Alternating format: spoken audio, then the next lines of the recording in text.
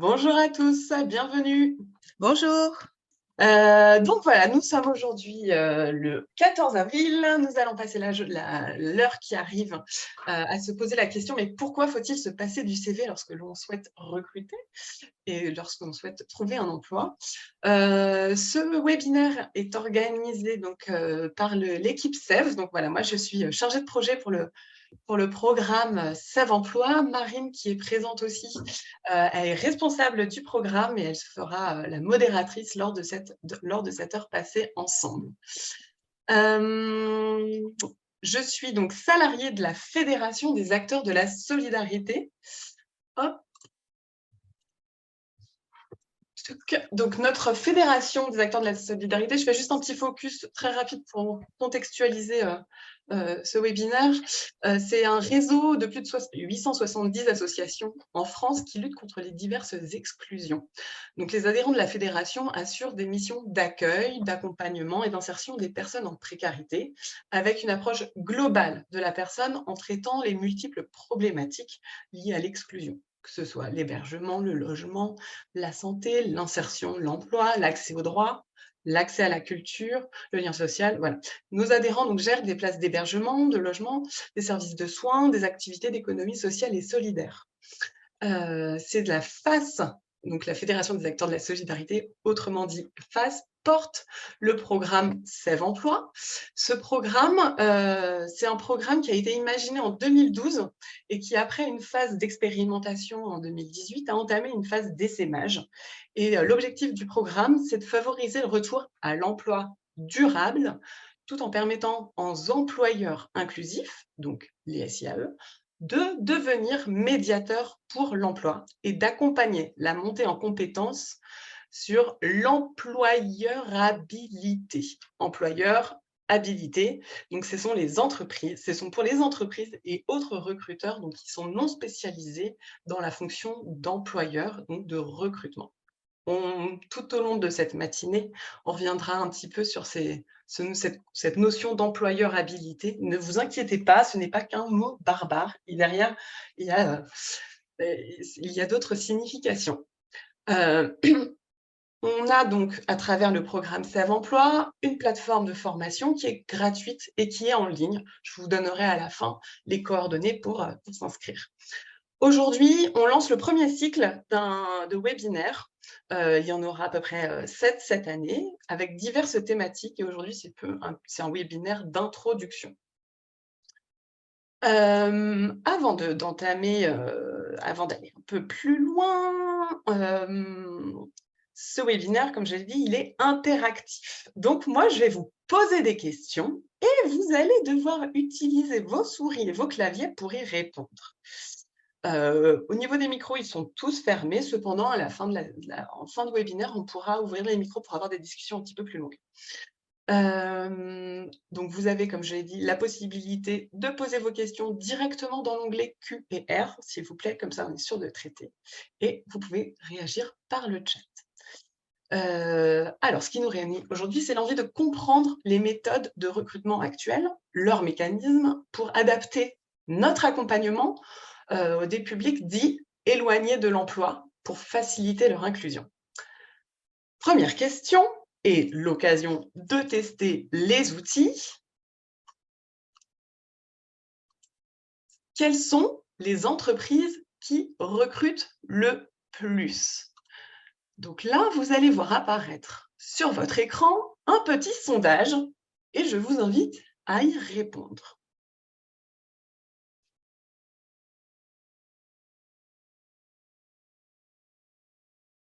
Là, on a des premières réponses. Les réponses sont assez diverses et variées.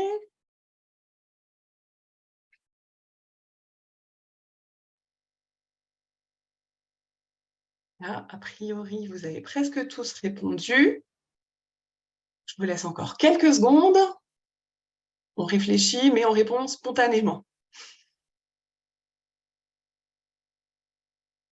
Alors, vous avez répondu en majorité les PME, donc les entreprises de 10 à 49 salariés. Voilà, normalement, vous devez voir sur votre votre fenêtre, vos réponses.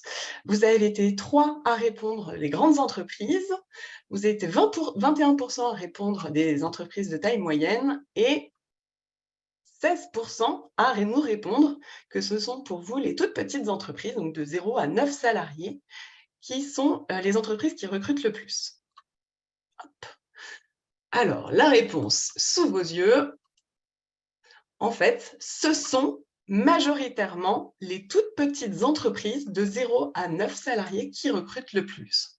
Donc ça, c'est l'enquête qui a été menée par Pôle emploi, qui est la BMO, les besoins en main-d'œuvre, qui a été menée là en début d'année.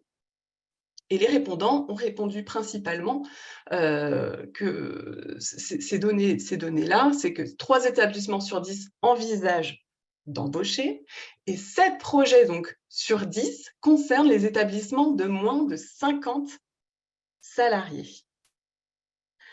Donc, 70% des entreprises qui vont recruter sont celles qui n'ont pas de compétences spécifiques et techniques sur la gestion des ressources humaines. Ça veut dire qu'ils n'ont pas une personne dédiée à temps plein, ou en tout cas, ils n'ont pas de personnel dédié à la gestion des ressources humaines. En effet, dans les toutes petites entreprises et dans les PME, les ressources humaines sont gérées d'une manière moins formelle et moins structurée que dans des grandes entreprises. C'est lié à des contraintes financières qui font qu'en fait, ce sont les dirigeants des PME qui optent pour une gestion interne à moindre coût, plutôt que de faire appel à des prestations spécialisées, à des cabinets ou à, entre autres, des cabinets. Toutefois, les domaines englobés par la gestion de ces ressources humaines, donc c'est le recrutement, la gestion des parcours internes, la formation, la paye, les relations sociales, restent les mêmes pour toutes les entreprises, quelle que soit leur taille. Dans la PME, souvent, c'est le comptable qui va gérer la paye et le dirigeant, lui, va se charger de recruter avec ce que ça implique de sa disponibilité. Alors, on continue les petites questions.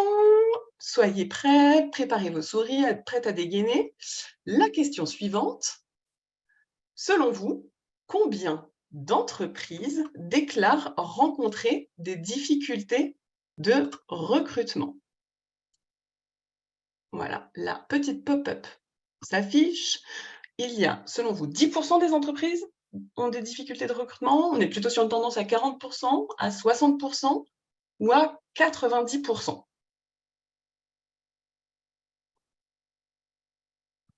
Ça dégaine, ça dégaine. Alors, pour le moment, personne n'a répondu 10% des entreprises. Ah, si, ça y est, on a une première réponse.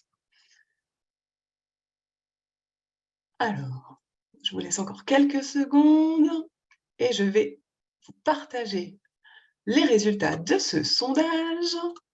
Donc, selon vous, la majorité, les entreprises qui ont le plus de difficultés de recrutement se déclarent à 60%. Voilà, ça avec ces 55% de vos réponses. Hop, je vais vous donner la réponse en direct avec des chiffres. Oui, oui, je suis désolée, je vais vous bombarder de chiffres. Hop. En fait, on est bien à 60%, puis 61% des recrutements sont dits difficiles pour les entreprises. Ça, c'est en juillet 2022, on a même atteint des niveaux inédits dans le bâtiment, avec 82% des entreprises du bâtiment qui se déclarent en difficulté de recrutement.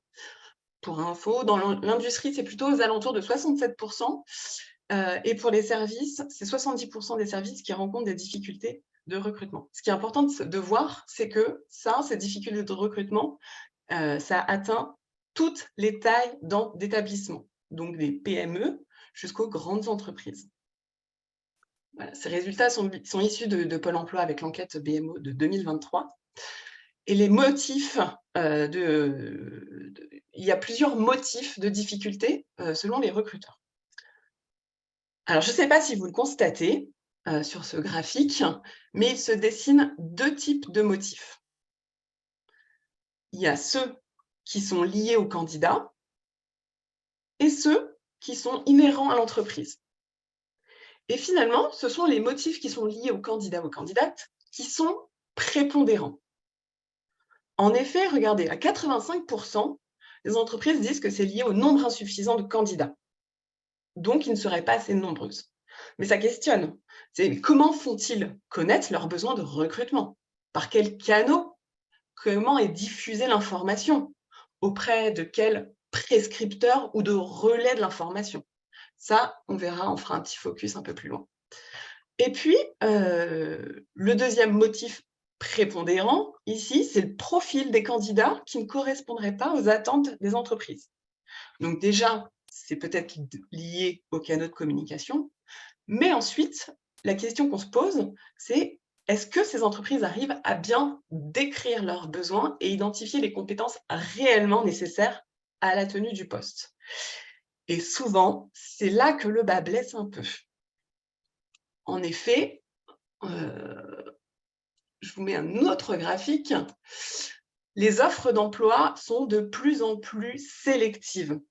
Il y a de plus en plus de critères de sélection. Vous voyez, en 60 ans, ça a augmenté. On était à 10% des offres d'emploi. Maintenant, on est à 60% des offres d'emploi qui affichent des critères de sélection, que ce soit au niveau de la formation ou de l'expérience.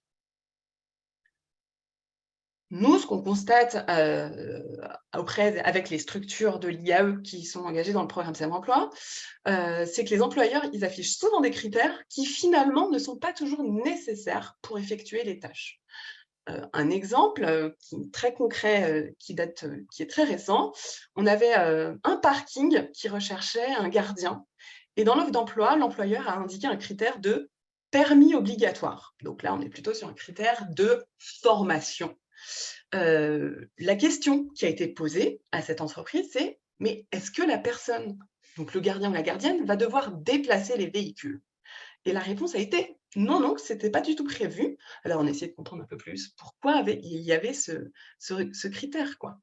Et en fait, il a précisé que pour lui, c'était important que la personne puisse se rendre facilement sur son lieu de travail. Bon, mais si la personne habite à 500 mètres, est-ce que le permis est forcément obligatoire? En fait, voilà, ça, c'est un exemple d'un critère que les entreprises mettent pour s'assurer que les personnes sont disponibles et puissent venir sur le lieu de travail. Mais en fait, dans la vie, toutes les entreprises peuvent aussi trouver aux alentours. Et il y a aussi d'autres solutions de mobilité. Là, ça ne sera pas l'enjeu de ce webinaire, on en aura un spécifique. Mais voilà, tout permis n'est pas forcément nécessaire à la tenue d'un poste. Donc finalement, quand on revient sur ces critères, ces motifs de difficulté, on se rend compte qu'on est plutôt sur une tendance du « c'est pas moi, c'est les autres qui sont pas à la hauteur de ce que j'attends ».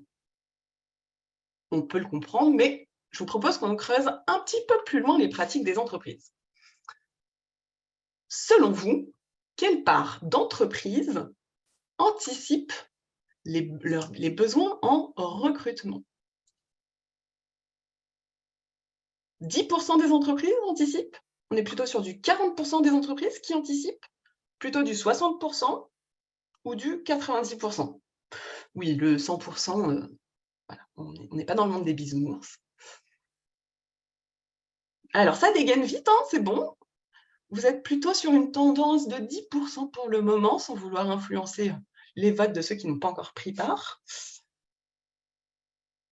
Alors, là, encore quelques secondes. Je vous partage les résultats de ce sondage. Selon vous, on est plutôt sur une tendance de 10% des entreprises qui anticipent leur recrutement. Ben, vous n'êtes pas loin du tout, puisqu'en fait, je me suis amusée à faire les calculs sur les données de 2022. Il y a eu, en 2022, 2 723 000 projets de recrutement. Donc c'est en début d'année. Et à la fin de l'année 2022, on sait qu'il y a eu 22 267 000 de contrats qui ont été réellement signés. Donc, quand on fait le ratio, on est à 12% des recrutements qui sont anticipés. C'est quand même une marge très, très faible. Ça s'explique parce que les imprévus que compose la vie des entreprises sont nombreuses. Les entreprises sont face à des démissions, des arrêts maladie, la perte de marché. Voilà, donc les dirigeants sont pris de court et doivent recruter en urgence.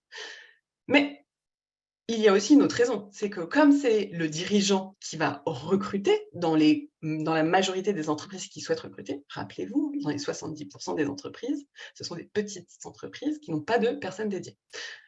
Et en fait, ils ont finalement, en tant que dirigeants, peu de temps, dédié à la fonction des ressources humaines.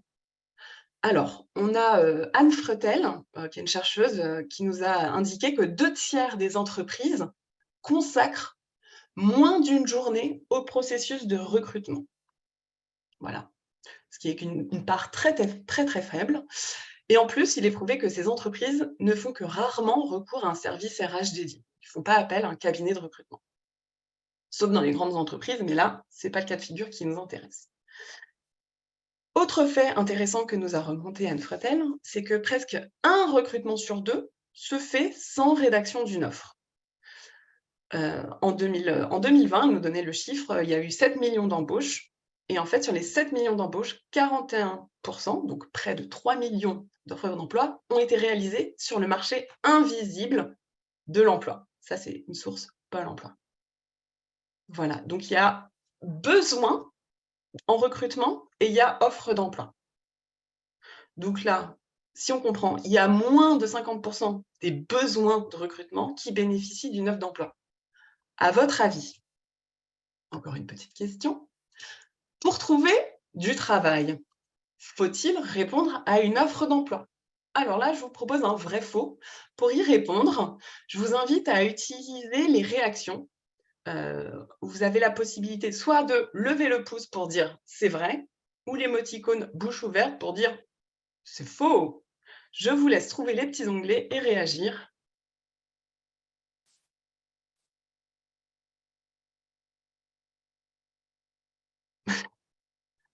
Il y en a qui osent aussi utiliser d'autres réactions, vous avez le droit, tout est possible.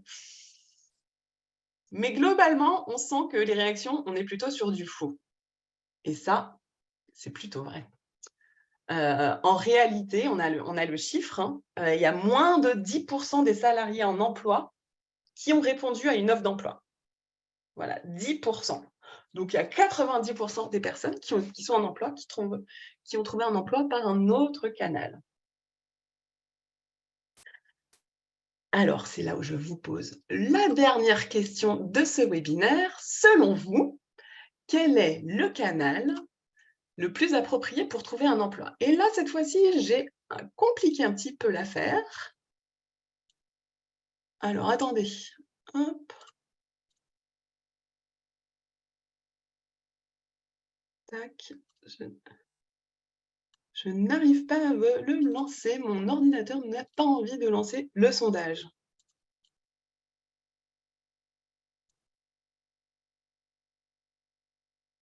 Bon, eh ben, écoutez, on va faire autrement. Je vais vous proposer de faire des réactions dans le chat directement. Donc, je vais vous proposer 4 propositions. C'est au niveau des canaux qui sont les plus efficaces pour trouver un emploi. La première réponse, les réseaux sociaux. La deuxième réponse, les réseaux professionnels ou personnels. Troisième réponse, le service public de l'emploi. Et quatrième réponse, les candidatures spontanées. Donc là, je vous invite à répondre directement dans la discussion, donc d'utiliser vos claviers pour nous dire ce que vous en pensez.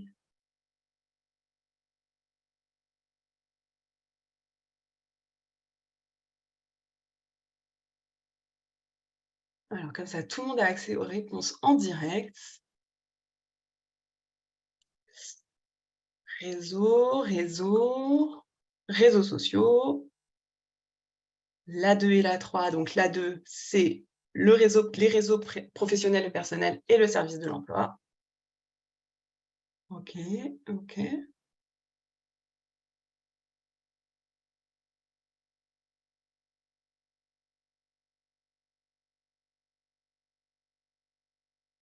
On a de la candidature spontanée un petit peu. Hop. Alors, je ne dis pas que tous n'empêchent pas, mais il y en a qui sont plus adaptés que d'autres.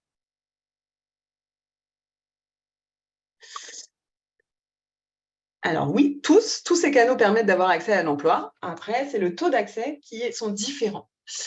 Alors là, on va utiliser des yeux. J'ai demandé d'ouvrir grand vos yeux et je vais vous mettre un petit graphique plein de couleurs qu'on va regarder ensemble dans le détail.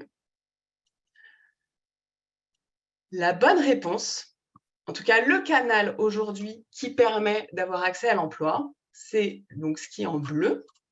J'utilise mon petit pointeur laser ici, hop. Et donc là, on est bien sur des démarches personnelles auprès de l'employeur.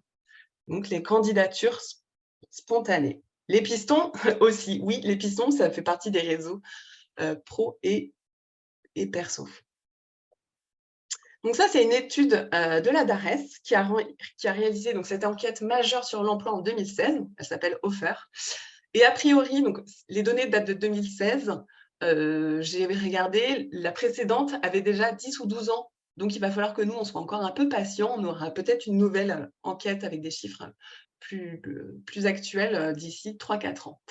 En tout cas, voilà ce qu'elle nous enseigne sur les modes d'accès à l'emploi.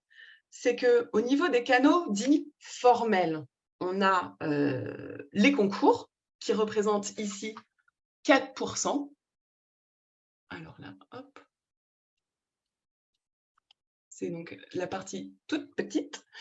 Pour les annonces, on est ici aux alentours de 7%. Pour le service public de l'emploi, ici en rose, on est aux alentours de 9%.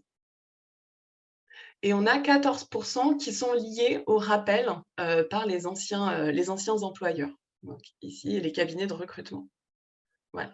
Donc en fait, là, ici, on est sur des canaux dits formels. Les canaux informels, donc ça représente 34%. Pour les canaux informels, on a à 25%, l'accès à l'emploi a été permis par les relations personnelles ou professionnelles, et à 41%, comme je l'ai dit tout à l'heure, par des démarches personnelles ou candidatures spontanées. Donc, en fait, les canaux informels représentent à eux seuls 66% d'accès à l'emploi. Et ça se comprend, car passer par des relations, en fait, ça peut diminuer l'incertitude sur les compétences des candidats pour les employeurs. C'est très facile de dire « Eh, machin, tu connais pas quelqu'un qui est disponible pour ça ?»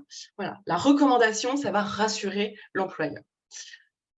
Vous allez me dire, bon, ok, mais dans tous les cas, quel que soit le canal, il faut bien donner son CV aux employeurs pour être rappelé. Eh bien, vous n'avez pas tort. Ça, c'est la pratique principale en France. Toujours dans cette enquête, on a une question qui était posée aux entreprises. La question était la suivante. Finalement, pour sélectionner le ou les candidats, quels ont été vos principaux critères de sélection? Alors, je vous propose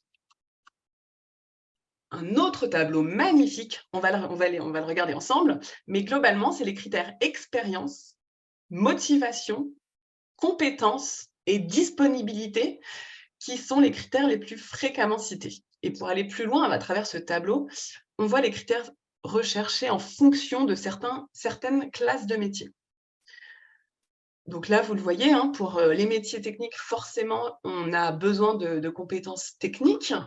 Mais pour les métiers manuels, on n'est pas forcément sur des compétences techniques a priori. On va être sur la capacité de travail, on va être sur les notions de qualité de travail.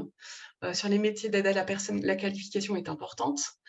Et sur les métiers de contact avec le public, là, il n'y a aucune question de formation. On est vraiment sur les modalités de présentation, sur les valeurs et l'opérationnalité des personnes.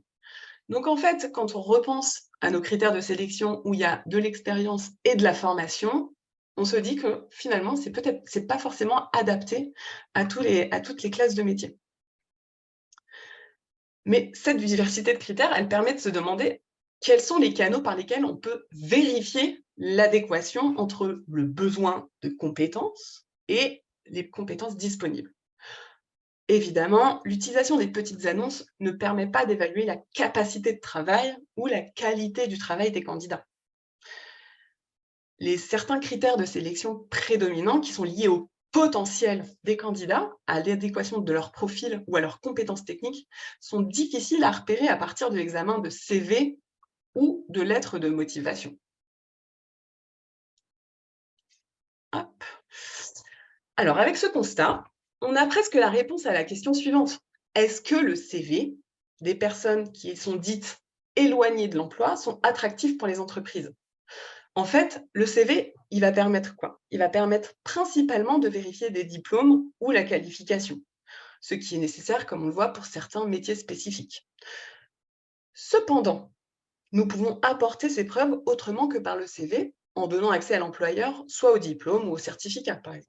Il faut garder en tête que de nombreux métiers ne nécessitent pas de formation ou de diplôme spécifique. Donc le CV, à quoi va-t-il servir dans ces cas-là? Forcément, je n'ai pas l'étude sociologique là à vous mettre sous la main pour prouver ma réponse, mais il semble presque évident qu'un CV avec des trous ou peu d'expérience ou avec des emplois qui ne sont pas du tout en lien avec ceux proposés par les employeurs quand on est en transition, ça ne va pas du tout retenir l'attention. Donc pour les personnes qui sont accompagnées vers l'emploi, si elles sont comme bloquées dans cette catégorie, c'est que de prime abord, les techniques classiques n'ont pas fonctionné. Le CV n'a pas été un outil pertinent. La question suivante, c'est: mais est-ce que l'entretien d'embauche l'est plus? Laurent Duclos, qui est donc chercheur au CNRS et qui travaille pour la DGEFP, donc le ministère du Travail, il parle de l'entretien d'embauche comme une cérémonie sociale où il y a des codes à respecter.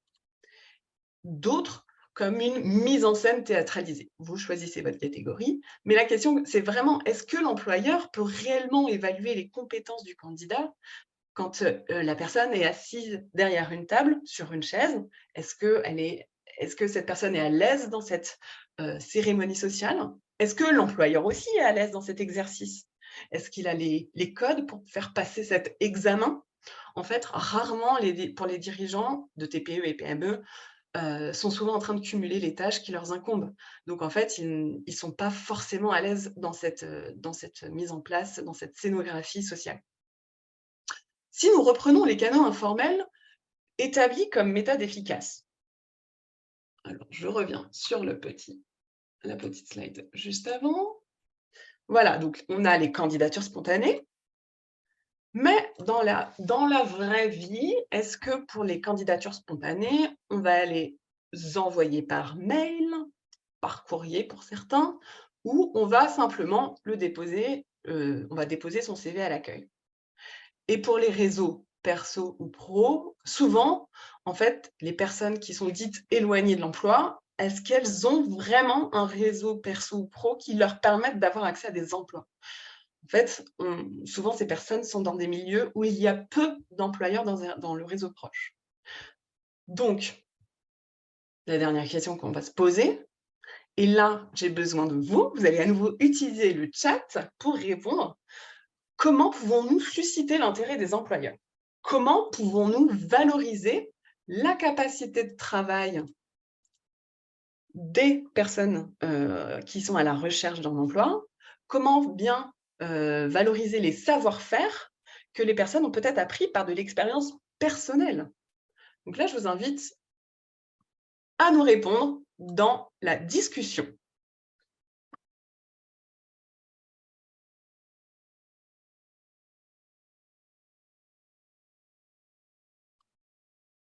Stage, immersion professionnelle. D'autres, vous osez dire PMSMP. Alors, je ne sais pas si tout le monde a le code pour déchiffrer ce mot de passe. Immersion, mise en situation, mise en relation, stage, mise en situation de travail, validation des compétences de Pôle emploi, ouais, immersion, MRS, super, contrat passerelle, OK.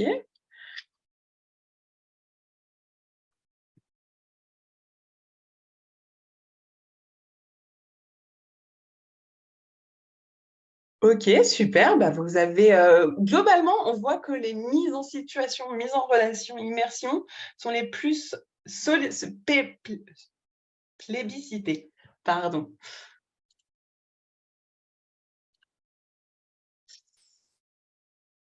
Alors, en effet, pour répondre à cette question, d'abord, j'aimerais qu'on revienne, sur l'existence, classique enfin, les modalités classiques de quand on envoie un CV, on parle d'intermédiation. En fait, il existe des outils, des plateformes qui vont chercher à valoriser toutes les compétences professionnelles et personnelles des personnes qu'ont développées les candidats. Et ensuite, ils vont proposer aux entreprises qui vont rechercher ces compétences spécifiques. Voilà, déjà, donc ça permet de faire une sélection par compétences. Mais là, on reste sur un système d'intermédiation, car la plateforme, elle joue ce rôle d'intermédiaire entre les deux parties, qui est le candidat, la candidate et l'employeur. Tout comme la diffusion d'une offre et la réponse se faisant par un CV ou une lettre de motivation. Ça reste de l'intermédiation. Alors, vous en avez parlé, il y a la méthode de recrutement par simulation qui est proposée par Pôle emploi, qui est dite MRS, comme certains ont pu le dire. Pour un poste, en fait, je vais revenir rapidement sur les MRS. En fait, pour un poste proposé, les candidats ne vont pas donner leur CV. Ils vont participer à une séance de mise en situation où on va évaluer leur habileté à travers des exercices, des situations de travail concrètes. Donc c'est super, on ne tient vraiment pas compte de son CV, de son expérience passée, des trous, de sa formation. On ne tient pas compte donc de sa qualification. Cette méthode de recrutement par simulation, elle permet vraiment d'accéder à des métiers ou des secteurs auxquels les candidats n'ont traditionnellement pas accès à travers les procédures classiques donc, de recrutement. Le petit bémol, c'est que toutes les entreprises n'utilisent pas cette modalité de sélection. Et puis, l'évaluation des habiletés dans le cadre de la MRS sur un candidat, en fait, ce qui est capté n'est pas transposable ou réutilisable dans d'autres situations, pour d'autres recrutements pour le moment. Alors, je sais que Pôle emploi travaille, et c'est un enjeu sur lequel il penche sérieusement pour essayer de trouver un peu de transversalité dans cette méthode-là. Mais à la fin de cette MRS, il y a toujours cette cérémonie sociale qui est l'entretien d'embauche. Si on revient sur l'enquête Offer de 2016, elle se conclut d'une manière très simple, c'est les relations qui constituent l'alternative les plus efficaces pour les entreprises pour connaître le potentiel des candidats. Et nous, dans Sève, en fait, nous proposons en fait de passer de l'intermédiation, donc d'avoir cette zone tampon entre les deux parties, à la médiation active. Alors là, j'utilise plein de gros mots, mais je vais vous éclairer tout de suite. La médiation active. En fait, elle a pour objectif de créer un espace de rencontre directe entre un employeur et des personnes qui sont en recherche d'emploi. La médiation permet d'ajuster directement les besoins des entreprises face aux compétences disponibles des personnes. La rencontre va générer des opportunités pour les deux parties. Parce que déjà, la barrière du CV de l'entretien, elle ne s'est pas interposée dans le processus. Et puis en même temps, ce qui est intéressant, c'est que l'employeur, il n'aura pas eu tous ses prérequis, il n'aura pas fait toute sa catégorisation, avec toutes ces représentations mentales qu'il peut avoir sur les personnes. Et en même temps, le candidat ou la candidate peut aussi avoir des a priori auprès des employeurs, et de rencontrer directement ces employeurs-là, ça peut aussi casser les propres barrières mentales. Et les moyens de créer la rencontre, les moyens de se rencontrer sont multiples. On peut avoir des forums emploi, on peut avoir des job cafés, on peut organiser des visites d'entreprise, organiser des rencontres avec les entreprises et faire ces mises en situation. Nous, on constate que la mise en situation est vraiment un outil très efficace.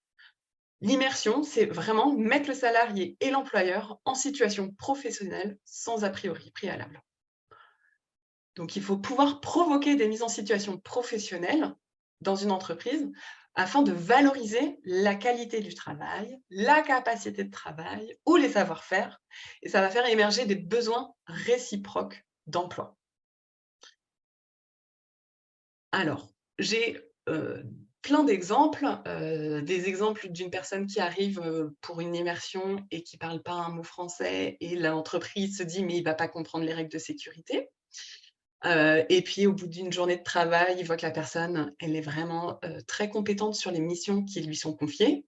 Donc de l'immersion, au bout de 2 jours, c'est une proposition de CDI.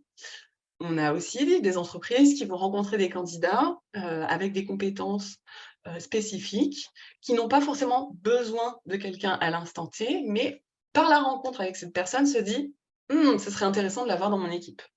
Donc en fait, les opportunités, on ne sait pas du tout comment elles vont les rencontres, on ne sait pas du tout quelles sont les opportunités qu'elles vont pouvoir créer. Et c'est pour ça qu'on se dit que l'action révèle les atouts et que c'est comme ça que chacun, ces 2 parties-là, peuvent se rencontrer et se découvrir mutuellement. Ce qui est important dans la médiation active, c'est aussi comme on met en contact direct ces demandeurs d'emploi et ces entreprises, c'est aussi de pouvoir faire un suivi et s'assurer, ben, que tout va bien dans la prise de poste, que l'entreprise, elle a aussi les bons réflexes, pour, intégrer une nouvelle personne. Est-ce que la personne a accès à ses équipements? Est-ce qu'elle sait à quelle heure elle va commencer, à quelle heure elle peut partir? Mais surtout, si elle a le droit de faire des pauses à n'importe quel moment de la journée ou si c'est bordé. Et donc en fait, voilà, s'assurer aussi que le bon déroulé, de la prise de poste fonctionne, c'est s'assurer que les 2 parties jouent bien le jeu. C'est pour ça qu'on parle de suivi dans l'emploi, auprès des employeurs et auprès des salariés. Juste pour revenir sur l'immersion, certains l'ont mis dans la discussion, on utilisait le mot PMSMP. Donc je ne sais pas si tout le monde le sait, c'est période de mise en situation en milieu professionnel. Il y a un outil national, je ne sais pas si tout le monde, est au courant, qui s'appelle Immersion Facilitée. Je vous mettrai le lien là dans le chat. C'est vraiment un outil qui permet de dématérialiser toute la démarche pour que les candidats puissent effectuer des immersions, des stages chez un employeur potentiel et qui valide son intérêt pour, rester dans l'entreprise. Ça, c'est une donnée Pôle emploi, que 7 demandeurs d'emploi sur 10 trouvent un emploi dans les mois qui suivent leur immersion. Voilà, pour vous dire à quel point cette méthodologie est vraiment très utile. Cependant, pour mettre en place une mise en situation, il y a quand même quelques prérequis pour que ce soit une réelle opportunité pour le candidat et l'entreprise. Aujourd'hui, on ne va pas avoir le temps, d'étudier en conséquence tout ce volet-là. Cependant, pour vous aider à y voir plus clair, nous avons une plateforme de formation en ligne avec, des parcours, dont notamment un qui est sur les mises en situation et qui vous donnera tous les bons tuyaux pour que cette expérience soit la plus réussie possible. C'est gratuit, accessible en ligne à tout moment. Il suffit de demander à s'y inscrire, donc soit à l'issue du webinaire, soit à travers notre site internet. Voilà, vous aurez toutes les informations et puis ce sera aussi la thématique du prochain webinaire qui aura lieu le vendredi 26 mai à 11 h. Voilà, alors je ne vois pas de questions ou de réponses qui ont été posées à travers le chat. Par contre, je vois des réactions. On n'a que des médiateurs et des médiatrices dans le chat, super. Est-ce que vous avez des questions sur ce qui vient d'être dit? Est-ce que vous avez des situations sur lesquelles vous aimeriez qu'on puisse discuter?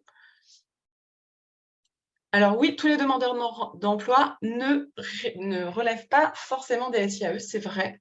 Heu, mais tous les demandeurs d'emploi peuvent faire de la médiation active. La médiation active n'est pas uniquement dédiée aux structures de l'insertion par l'activité économique. Heu, on est vraiment sur, une méthodologie. Un demandeur d'emploi peut réfléchir, et se dire: «Mais dans quelle entreprise j'ai envie de travailler aux alentours de chez moi?» et avoir cette démarche de proposer à l'entreprise de faire une immersion.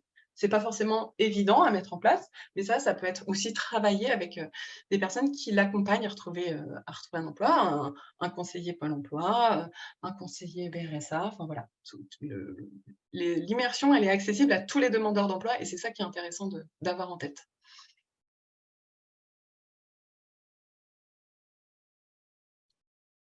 Les demandeurs d'emploi non francophones sont rarement acceptés en immersion en entreprise. Oui, tout à fait. Malheureusement, mais on a des stratégies qui sont pour y arriver. S'ils se présentent tout seuls, forcément ça peut bloquer ça peut bloquer l'entreprise. Hem, pour autant, en fait, si la personne est accompagnée à la 1re rencontre avec l'employeur, c'est intéressant de se dire comment on va pouvoir travailler ensemble, alors qu'il y a une barrière de langue. Est-ce qu'il y a, des codes? Est-ce qu'en interne de l'entreprise, des personnes peuvent faire la traduction? Voilà, il y a peut-être différents leviers. Hop. Je vois que d'avoir le webinaire sur les personnes allophones, ça vous intéresse déjà. OK. Réponse oui. Le webinaire sera bien en replay. Alors, ils ne veulent pas nécessairement faire d'immersion non plus. Alors, c'est vrai parce qu'il y a des craintes. Il y a des craintes de se dire: «Ben, est-ce que je vais être payé? Est-ce que je vais pas être payé? Est-ce que je vais» i en fait, quand ils ne veulent pas, il faut toujours se poser la question de pourquoi ils ne veulent pas? Quelles sont leurs craintes? D'y aller seul, forcément, d'aller négocier un stage, ça peut faire peur. On peut questionner aussi la durée de l'immersion. Voilà, est-ce que l'immersion doit forcément durer 1 semaine, 2 semaines, 3 semaines? Ça, c'est aussi à discuter entre l'entreprise et le salarié.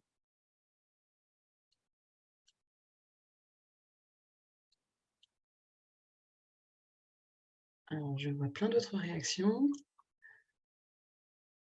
Est-ce qu'il y a d'autres questions et réponses?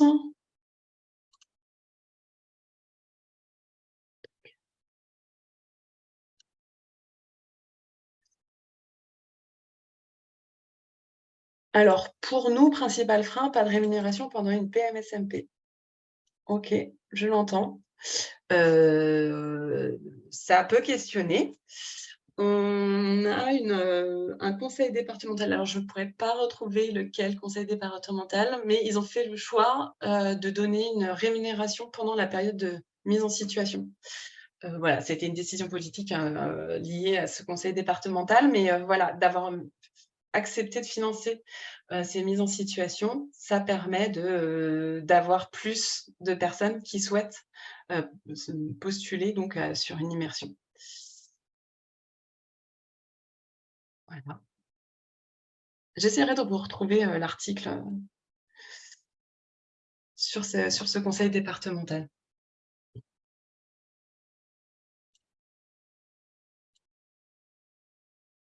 Alors nous, vous maintenez le salaire des salariés en CDDI pendant leur PMSMP en entreprise.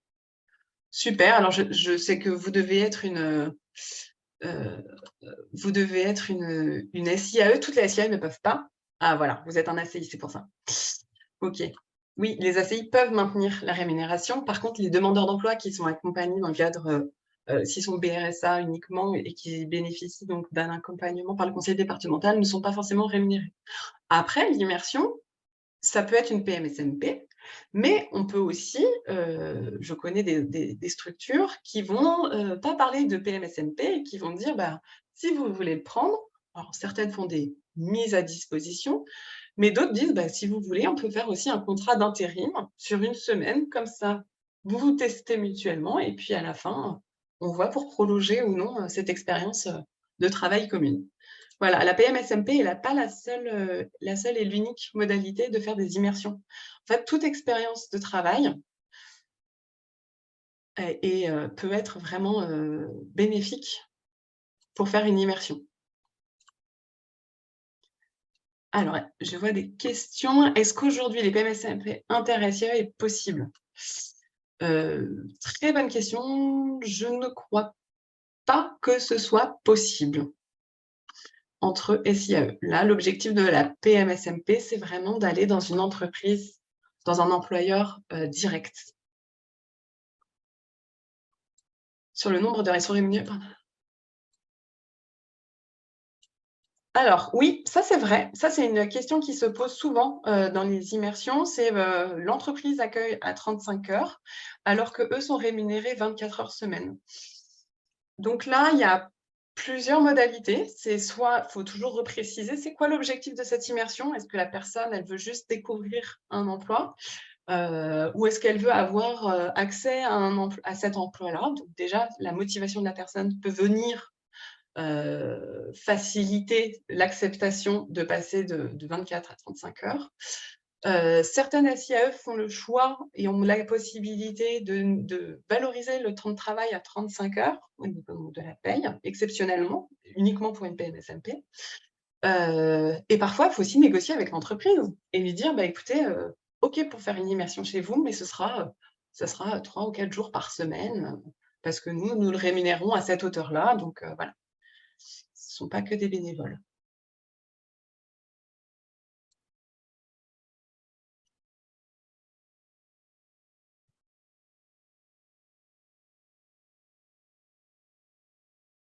Ah bah, merci beaucoup pour la réponse sur la PMSMP Inter-SIAE. Et donc, je vois qu'au CD 57, la PMSMP est financée à hauteur de 50 € grâce à un fonds d'aide. Super. Donc, ça peut être aussi un levier intéressant. Il est 11h50. Est-ce qu'il y a des questions encore? Ok, non, pas de questions. Ah, si. Lors du dialogue de gestion, il a été l'interdiction de valoriser le salaire. Alors, est-ce que vous parlez de... Vous parlez de quoi exactement? C'est difficile d'interagir avec vous à travers justement uniquement ce chat. C'est le format webinaire qui nous l'impose. Mais c'est vrai Après, les dialogues de gestion sont liés à des dettes qui ont des modalités différentes de coopération avec les SIAE. Aussi, il ne faut pas l'oublier.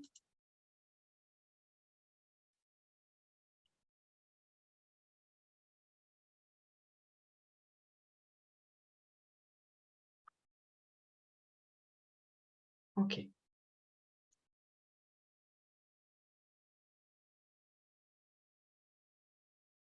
En tout cas, merci beaucoup donc, pour votre participation. Je vois que le prochain webinaire intéresse Mounir. Donc Mounir, le 26 mai, on va vraiment faire un focus sur ces mises en situation et justement comment on va le travailler avec le salarié en amont, comment on va le préparer avec lui, comment on lui donne envie et pour lui donner envie, il faut savoir qu'est-ce qui lui fait envie. Et puis, on va voir aussi comment ça se prépare avec l'entreprise. On va étudier un peu de plus près les modalités de rencontre. Voilà, ce sera vraiment sur les mises en situation. Si d'ici là, vous avez envie de suivre le module de formation qui est en ligne et accessible, n'hésitez pas. Je vous remercie beaucoup à tous pour votre participation. J'ai juste un petit lien vers un questionnaire de satisfaction qui vous sera envoyé de toute façon à l'issue donc de notre échange. Je vous le mets ici dans le chat. Via ce questionnaire, vous allez aussi pouvoir nous indiquer si vous avez envie d'être inscrit sur la plateforme. Voilà. Et puis, dernière chose, je vous mets aussi les ressources qui sont disponibles au sein du programme Save-Emploi et qui sont accessibles. Enfin, donc, il y a la plateforme de formation, il y a les prochains webinaires dont on a parlé. On a aussi une newsletter qui est trimestrielle. Et puis, surtout, vous avez dans chaque région une ou un chargé de mission Save-Emploi qui a des outils et qui peut répondre à vos questions, à vos sollicitations et être un atout sur votre territoire. Donc, n'hésitez pas à les contacter directement. Et moi, je vous remercie beaucoup pour votre participation très active. Et je vous souhaite à tous et toutes une très bonne journée.